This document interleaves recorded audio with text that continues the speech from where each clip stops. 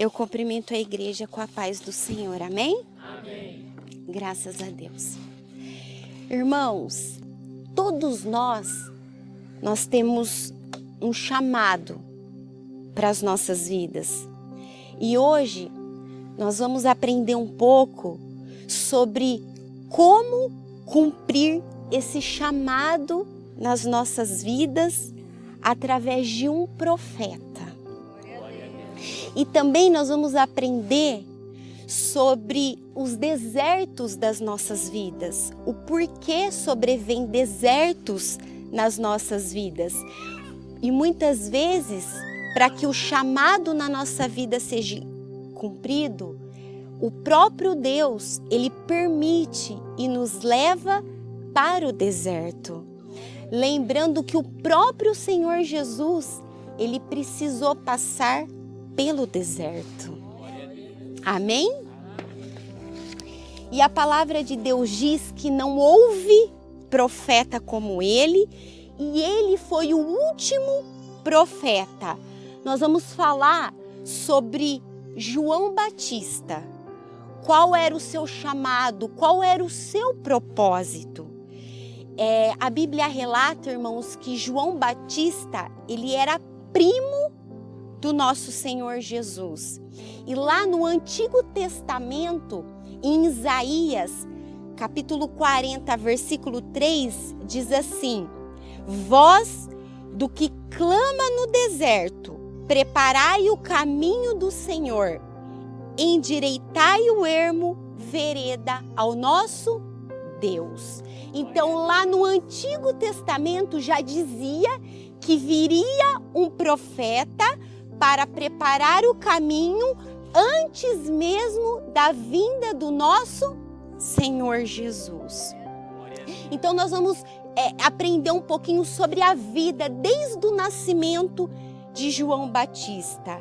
Mas, irmãos, em Jeremias, capítulo 1, do versículo 4 ao 9, diz assim: assim veio a mim a palavra do Senhor, dizendo: antes que te formasse no ventre, te conheci.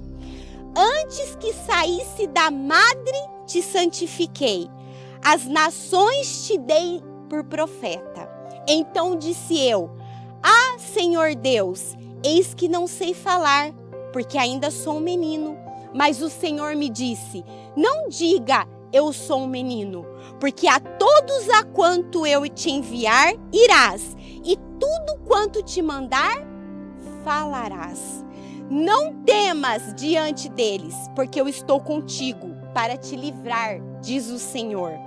E estendeu o Senhor a sua mão e tocou-lhe na boca, e disse-lhe o Senhor: eis que ponho as minhas palavras na tua boca.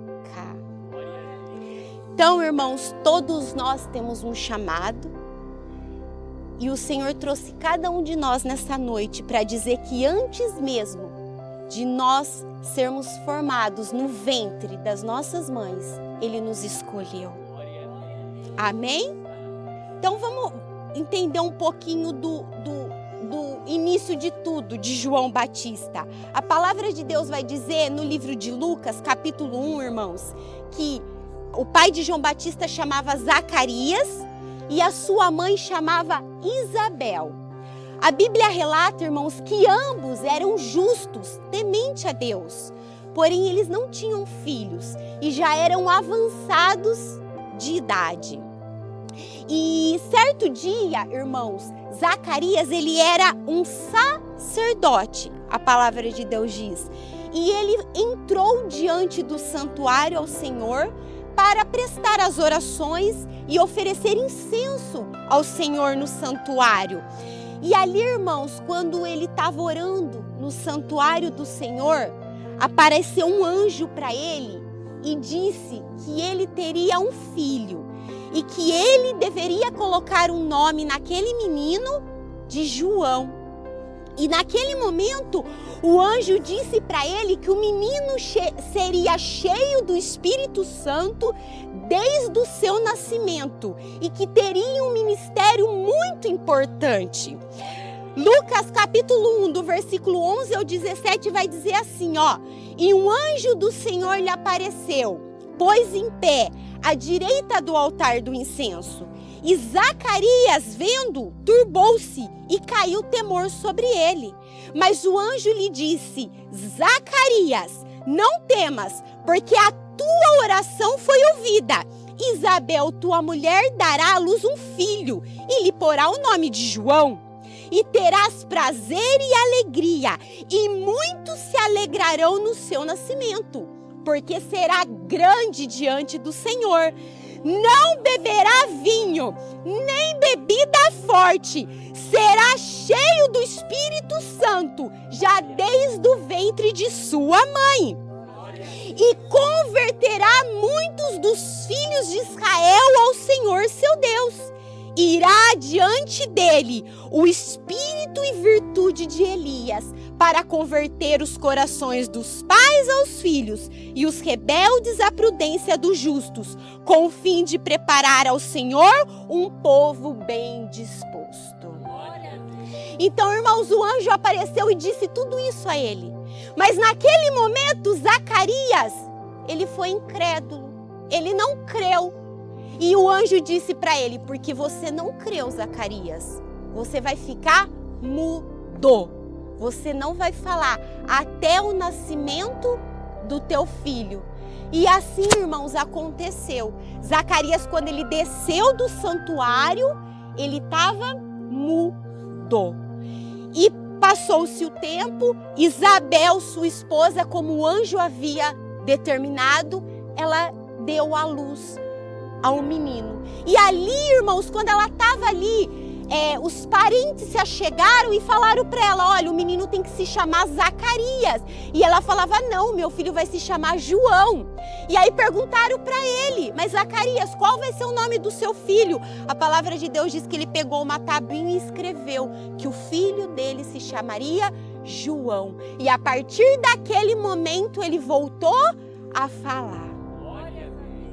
Irmãos, e João Batista cresceu, ficou forte, e a palavra de Deus vai dizer que ele viveu no deserto até começar o seu ministério.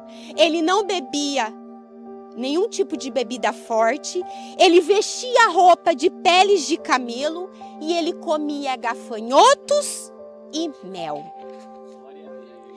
E o ministério de João Batista começou, irmãos. João Batista, ele andava pela região do Rio Jordão e ele pregava para as pessoas, que as pessoas viessem se arrepender dos seus pecados. E ali no Rio Jordão, irmãos, ele batizava aqueles que queriam realmente se arrepender dos seus pecados. A palavra de Deus vai dizer em Lucas capítulo 3, do verso 7 ao 9. Dizia, pois, João à multidão que saía para ser batizado por ele: raça de víboras, quem vos ensinou a fugir da ira que está para vir? Produzi, pois, frutos dignos de arrependimento. E não comeceis a dizer em vós mesmo, temos Abraão por pai? Porque eu vos digo que até destas pedras pode Deus suscitar filhos a Abraão. E também já está posto o machado à raiz das árvores. Toda árvore, pois, que não dá bom fruto, corta-se e lança no fogo. Irmãos, então João Batista, ele batizava e pregava o quê? O arrependimento para todos aqueles que quisessem se arrepender. E com o seu chamado, com o seu ministério, ele foi criando, várias pessoas foram se achegando a ele, tornando-se discípulos de João Batista. E as pessoas, irmãos, elas acreditavam que João Batista era o Messias, mas ele dizia que alguém maior do que ele estava por vir. que ele batizava com água e viria um que iria batizar no Espírito Santo. E ele diz lá em Marcos capítulo 1, do 7 ao 8, e pregava dizendo: após mim vem aquele que é mais forte do que eu, do qual eu não sou digno de, abaixando-me, desatar a correia das suas alparcas. E eu, em verdade, tenho-vos batizado com água, ele, porém, vos batizará com o Espírito Santo. Então, irmãos, ele pregava o arrependimento. E a palavra de Deus vai dizer que, numa ocasião, Jesus chegou até ele para que fosse batizado por ele. E naquele momento ele não quis, ele falava que não era digno de batizar o Senhor Jesus. Mas Jesus insistiu e João o batizou. E a Bíblia vai dizer, irmãos, que quando Jesus ele foi batizado e ele saiu das águas, o céu se abriu, uma pomba desceu e clamou uma voz do céu dizendo: Tu és o meu filho amado, em quem me comprazo. Amém, irmãos? Então João Batista, ele batizou o nosso Senhor Jesus, e ali também o nosso Senhor Jesus começou a sua caminhada no seu ministério. Irmãos, o chamado de João Batista era o quê? Era preparar o coração das pessoas que ali se achegavam a ele para a vinda do Messias, que é o nosso Senhor Jesus Cristo. João Batista, irmãos, ele veio para arar a terra, o coração das pessoas, para que quando fosse lançado a boa semente, quem é a boa semente? O Senhor Jesus. As pessoas, elas viessem a receber o Senhor Jesus no coração delas. Irmãos, em Lucas 8 diz que o semeador saiu para semear. E ele semeou 4 sementes. Uma caiu entre os espinhos, uma caiu entre as pedras, outra ficou à beira do caminho. Mas em Lucas 8,15 diz assim: e a que caiu em boa terra, essas são os que, ouvindo a palavra, a conservem num coração honesto e bom, e dá fruto com perseverança. Então o papel de João Batista, irmãos, era arar a terra, para que quando caísse a semente na boa terra, ela pudesse produzir frutos. Então ele buscava, irmãos, com fidelidade, pregar a palavra do Senhor, levar a palavra do arrependimento a todos quantos ali, irmãos, quisessem ouvir e quisessem se arrepender. E João Batista, ele não se preocupava: esse é sacerdote, esse é rei, eu não vou falar. Não, irmãos, ele pregava a verdade, independente de quem fosse. E a palavra de Deus vai dizer que ele entrou em confronto, ele confrontou quem? O rei Herodes. Porque o rei Herodes, irmãos, ele vivia em adultério com a esposa do seu irmão. E João Batista falava para ele que ele tinha que abandonar aquele pecado e que ele tinha que se arrepender. Mas ao invés do rei Herodes fazer isso, rei Herodes pegou e lançou João Batista numa prisão. Só que ele não mandou matar João Batista. Ele lançou numa prisão, por quê? Porque João Batista tinha muitos discípulos, então ele ficou com medo e lançou João numa prisão. E a palavra de Deus vai dizer em Mateus capítulo 11, versículo 2 ao 6, e João, ouvindo no cárcere a falar dos efeitos de Cristo, enviou 2 dos seus discípulos a dizer-lhe: és tu aquele que havia de vir, ou esperamos outros? E Jesus respondendo disse: ide e anunciai a João as coisas que ouvides e vedes. O cego vem, os coxos andam, os leprosos são limpos, os surdos ouvem, os mortos são ressuscitados e os pobres é anunciado o evangelho. É bem-aventurado aquele que não se escandalizar em mim. Irmãos, quando os seus discípulos chegaram e levaram essa boa nova a João Batista, ali, preso, ele se alegrou, porque tudo aquilo que ele havia semeado, tudo aquilo que ele havia apregoado, estava se cumprindo. E ali deu forças para ele continuar. Mas Herodes, irmãos, a palavra de Deus vai dizer que ele estava comemorando o seu aniversário. E ali no dia do seu aniversário, diz assim, Mateus capítulo 14, do verso 6 ao 11.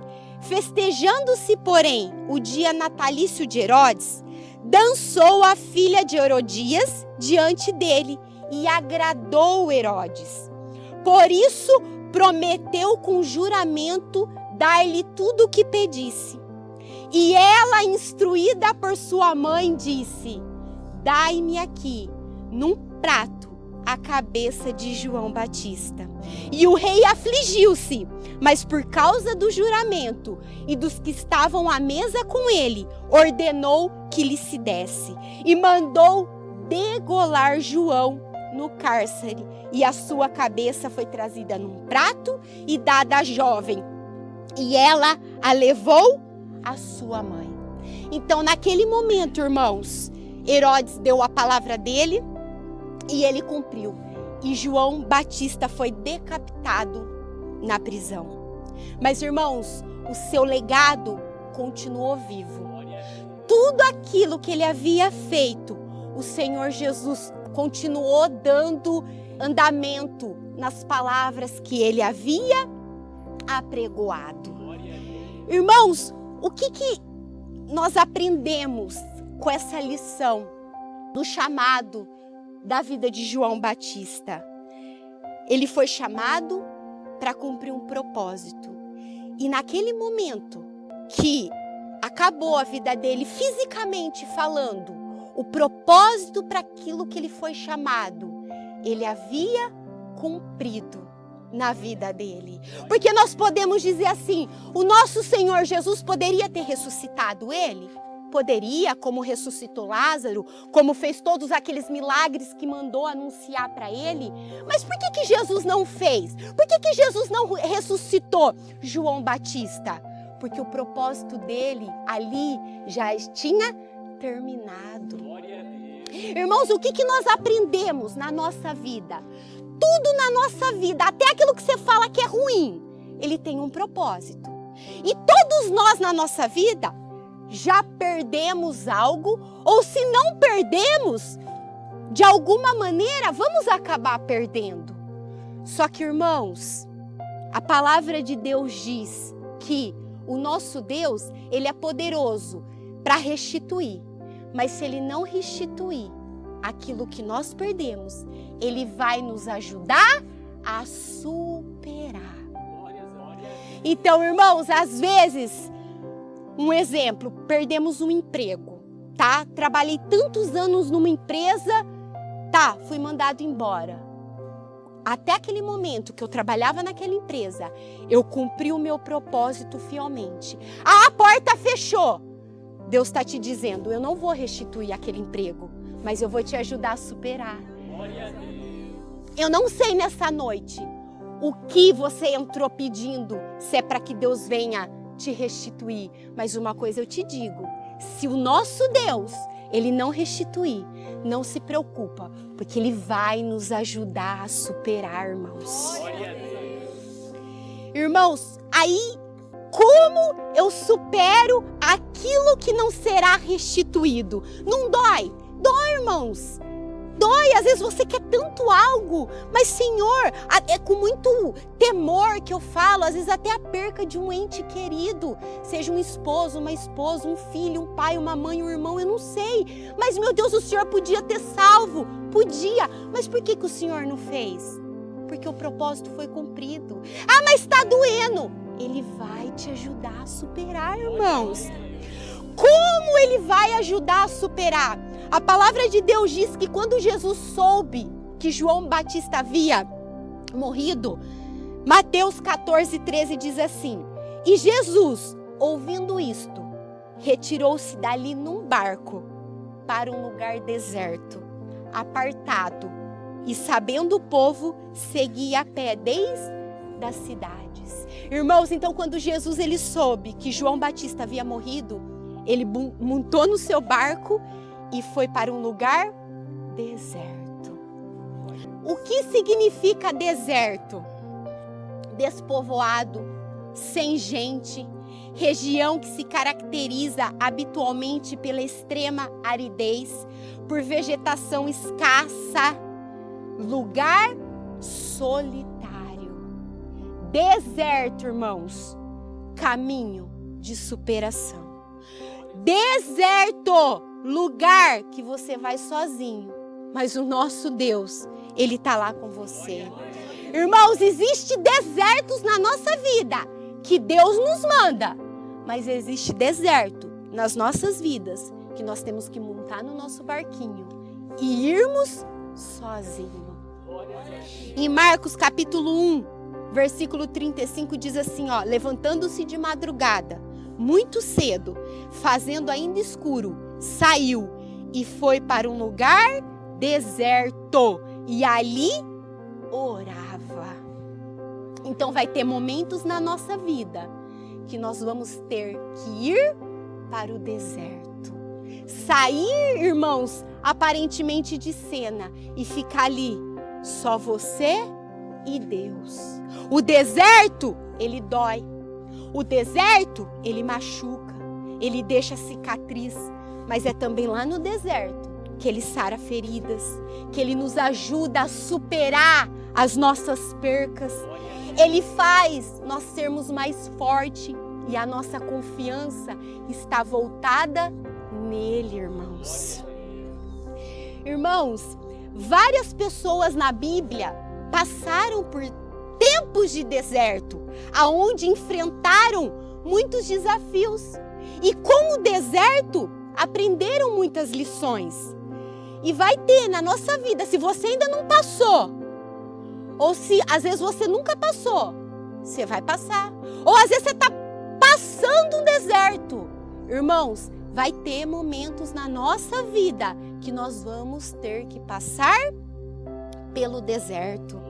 Mas, irmãos, quando eu passo pelo deserto, primeiro, eu aprendo a depender de Deus. Por quê? Porque no deserto não tem comida, não tem água, não tem abrigo. Deserto é deserto, não é? Mas foi no deserto que o povo de Israel descobriu que o seu sustento vinha de Deus. Olha o que diz Deuteronômio 8, do 2 ao 4. E te lembrarás de todo o caminho pelo qual o Senhor teu Deus te guiou no deserto estes 40 anos, para te humilhar, para te provar, para saber o que estava no teu coração, se guardarias os seus mandamentos ou não. E te humilhou e te deixou ter fome e te sustentou com maná, e que tu não conheceste, nem os teus pais o conheceram, para te dar a entender que o homem não viverá só de pão, mas de tudo que sai da boca do Senhor viverá o homem.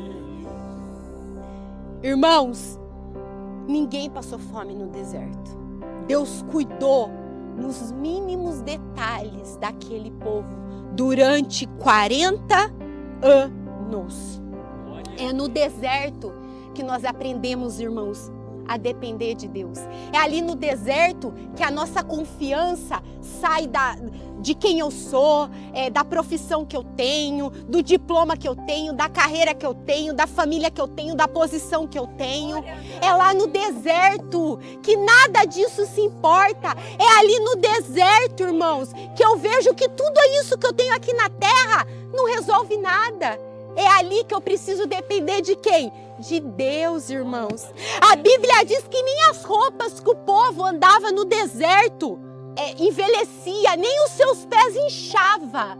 Deus cuidou nos mínimos detalhes, irmãos.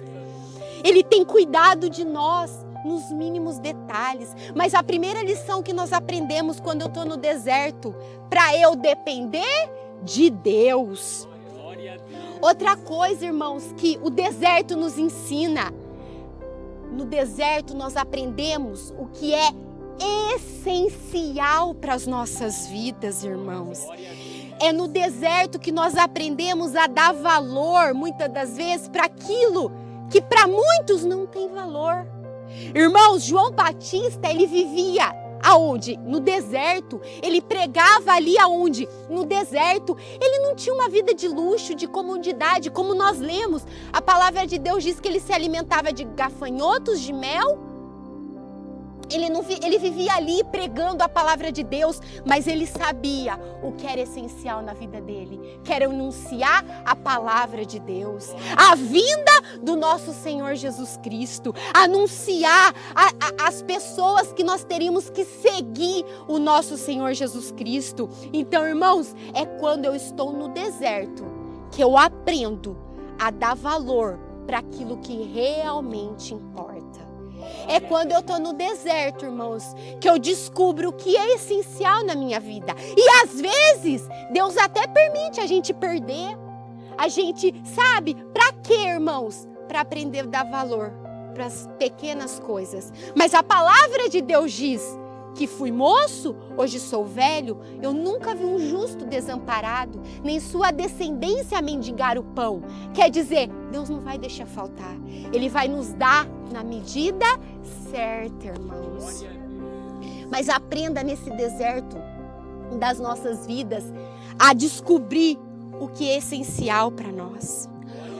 Outra coisa que nós aprendemos no deserto, a vencer a tentação. A palavra de Deus diz que antes de Jesus começar o seu ministério, ele foi levado para o deserto. E ali ele foi tentado por 40 dias, irmãos. Mas ele resistiu, usando a palavra de Deus, e ele venceu o diabo. E depois que ele saiu do deserto, ele iniciou o seu ministério cheio de poder para a honra e glória do nosso Senhor Jesus Cristo. Então, irmãos, é quando eu estou no deserto que eu tenho que fazer uma escolha. Ou sucumbir para o pecado, ou me arrepender, me voltar para o Senhor, largar e abandonar o pecado. E é lá no deserto que eu não consigo esconder o pecado. É ali no deserto, irmãos, que o pecado, ele está diante de mim. Então, quer dizer, é ali que eu tenho que fazer uma escolha, irmãos. Então, quando eu faço a escolha, que é me dedicar a obedecer a palavra de Deus, eu venço, irmãos, toda a tentação. E eu saio mais forte, eu saio mais renovado para vencer tudo aquilo que ainda tem por vir sobre a minha vida. Amém? É no deserto que eu resolvo os meus problemas. Irmãos, a palavra de Deus diz que depois que Elias, ele enfrentou, desafiou os profetas de Baal, Jezabel mandou matar ele. E a Bíblia vai dizer lá em 1 Reis, capítulo 19, que ele fugiu para o deserto. E naquele momento, irmãos, ele ficou o quê? Depois de ter realizado aquela grande maravilha, que Deus usou a vida dele para derrotar todos os profetas de Baal. Mas depois de realizar aquele grande feito, Jezabel o quê? Mandou persegui-lo para matá-lo. E o que ele fez? Ele fugiu, a palavra de Deus vai dizer, para o deserto. E ele ficou o quê? Com medo. Irmãos, e naquele momento, ali no deserto, ele pediu para Deus para morrer. Ele falou para o Senhor que ele queria morrer. Aí o Senhor levou ele para um monte. E ali no deserto, no monte, restaurou Elias.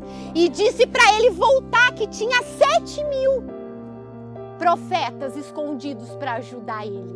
Então foi ali no deserto que Elias fugiu, cabisbaixo, preocupado. Mas foi ali que quando ele saiu do deserto, ele tinha uma nova visão. E ele viu, irmãos, que ali, confiando em Deus, ele iria cumprir a missão que Deus havia colocado diante dele. Então, irmãos, vai ter situações, sofrimentos na nossa vida que nós vamos ter que parar e dar ouvido ou para a voz de Deus ou para o medo e para a preocupação que está diante de nós. Então é ali no deserto que o Senhor Jesus nos restaura e que nós vamos de um jeito, mas nós voltamos mais forte, mais fortalecidos para enfrentar tudo aquilo que está por vir nas nossas vidas. E por último, que eu pus aqui no deserto das nossas vidas, irmãos, nós temos a confiança e a esperança em Deus. Irmãos, nos 40 anos do povo andando no deserto, houve um homem que ele não perdeu a sua esperança e nem a sua confiança em Deus. A palavra de Deus diz, na verdade, 2, porque os únicos que entraram na terra prometida foi Josué e Caleb. Eles, durante os 40 anos dessa caminhada, eles perseveraram, eles confiaram no Senhor acima de tudo, irmãos. Mesmo diante de todos os problemas que eles viam ali no deserto, eles se lembravam das coisas que Deus havia feito por eles. Então eles não murmuravam, irmãos, eles marchavam adiante, irmãos, para conseguir a promessa que o Senhor havia feito a eles, que era herdar a terra prometida. Então, irmãos, é quando vem a dificuldade, é que nós aprendemos a confiar do Senhor. É quando vem os desertos na nossa vida, nós nos lembramos de todas as coisas que Ele já fez nas nossas vidas. Então, irmãos, sejamos gratos pelo deserto que nós estamos passando na nossa vida. Eu não sei qual é o deserto que você está passando. Eu não sei aquilo que você está insistindo para que Deus venha restituir na sua vida. Mas uma coisa eu te digo, não fica triste. Porque se Ele não restituir, Ele vai te ajudar a superar. Mas o caminho da superação é o deserto. Mas é lá que nós dependemos de Deus, é lá que nós confiamos em Deus, é lá que nós vencemos as nossas tentações, é lá que nós começamos a dar prioridade para aquilo que realmente é prioridade nas nossas vidas. Quanto tempo vai durar esse deserto na minha vida? Eu não sei, mas uma coisa eu sei, se nessa noite alguém não se posicionou ainda diante, não de mim, mas da palavra dele, Deus está te falando, se posiciona.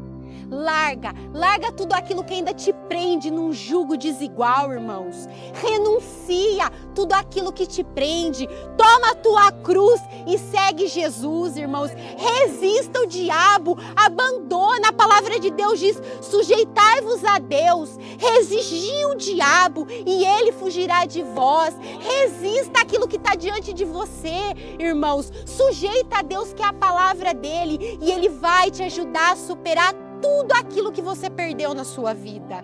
E você pode ir sim para o deserto, triste, cabisbaixo, angustiado, mas você vai voltar de lá fortalecido, confiando no único Senhor e Salvador, que é o nosso Senhor Jesus Cristo. Amém, irmãos? Glória a Deus.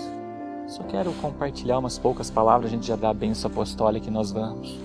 Eu acho que o maior ministério de João Batista que Deus entregou nas mãos dele foi o batismo nas águas. E o batismo nas águas, Deus entregou nas mãos dele, intitulando como o batismo do arrependimento. E como é que eu me arrependo? Para eu me arrepender, a minha mente, ela precisa entender o que é certo e precisa entender o que é errado. Porque se eu tratar o errado como certo, eu nunca vou me arrepender. Então, antes de eu descer as águas do batismo, que é prestar o culto lá nas águas, o verdadeiro batismo nasce aonde? Na mente. Por isso é o nascer das águas. O nascer das águas é a renovação da mente. E aí a gente dá um testemunho que é fiel e verdadeiro quando a gente mergulha nas águas correntes e levanta. E olha que interessante isso, irmãos. Guarda algo. O que o diabo mais quer de mim e de você é o que ele quis de João Batista. Ele falou que ele dava metade do reino se Salomé dançasse para ele. Quando Salomé dançou, ela trocou metade de um reino pelo que, irmãos? Pela cabeça. Lembra? Se a cabeça está enferma, o coração está fraco e todo o corpo está doente. O diabo sudecaia, ridecou, manai decantas. Ele dá metade de um reino, irmãos, para tomar posse da nossa, para que a gente nunca nasça das águas. O que ele quer de mim e de você é a nossa cabeça. Você sabe por que ele quer a nossa cabeça? Porque quem é o cabeça da igreja é Jesus. Ele é o cabeça da igreja. Cristo é o cabeça da igreja, meus amados. Por isso que a gente fica tanto, não deixa a semente de homens malignos moldar a mente. Porque se ela moldar, aquela cabeça já não é mais de Cristo. Aí o diabo não dá mais um centavo, porque dali o coração enfraquece, o corpo fica leproso e o que resta é a morte. Então, por favor, tomando o gancho daquilo que a irmã ministrou, revistamos com as armaduras de Deus. Porque se ele conseguir dominar a nossa mente, ele vai dominar todo o resto do... Quando eu falo dominar a cabeça, irmão, querer a cabeça, ele quer a nossa visão. E a Bíblia diz que o príncipe desse século veio cegar o entendimento dos incrédulos para que a luz do evangelho não resplandeça. Ele quer botar mexilhões nos nossos ouvidos, para que agora venha ser anunciado o evangelho de Cristo, a gente não venha dar ouvidos. Ele quer que o nosso falar sejam palavras de iniquidade, ou seja, seja joio que a gente semeie e não trigo. Ele quer que a nossa adoração, que é o cheiro, que é o aroma suave que somos, seja uma adoração que não agrade a Deus. Vela, porque Ele dá metade de um reino pela nossa cabeça. Guarda isso no nome de Jesus. E uma última coisa, olha que interessante, Deus leva o povo para o deserto. Lá Ele humilha, lá ele traz uma situação de dificuldade na vida do povo para saber o que eles tinham onde? No coração. E no final Ele consuma com a seguinte frase: nem só de pão viverá o homem, mas de toda a palavra que vem da boca. E a palavra vem para moldar o que, irmãos? O entendimento, amém. Vem para moldar a nossa cabeça, para que nós venhamos a ter Cristo como cabeça das nossas vidas. Guarda a tua cabeça. Não fique enfiando a cabeça debaixo de qualquer mão, não, tá, irmãos? A nossa cabeça tem que estar debaixo das potentes mãos do... E o que sai debaixo das potentes mãos, como nós já aprendemos, são raios luminescentes, é luz. Lâmpada para os nossos pés é a tua palavra e luz para o nosso. Ali está o esconderijo do teu poder. E aí, como a irmã ministrou, onde Deus supre todas as nossas necessidades, Ele fala: aí se lança sobre mim as vossas ansiedades, porque eu tenho cuidado de vós.